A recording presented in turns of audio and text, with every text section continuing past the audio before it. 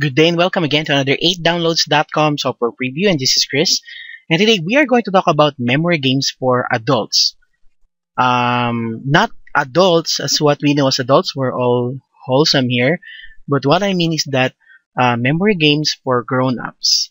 And of course, if you go to 8downloads.com/gbrainy, you will be able to access that software.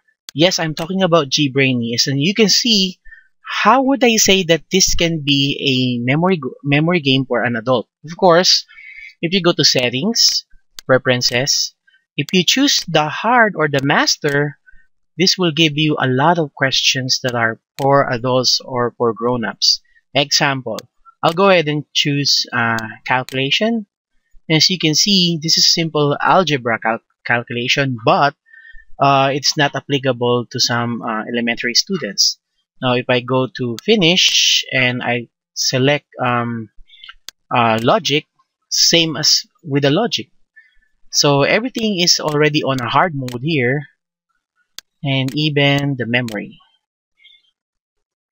So now, this is a great example of a memory game for adults to enhance your memory and to keep your memories functioning.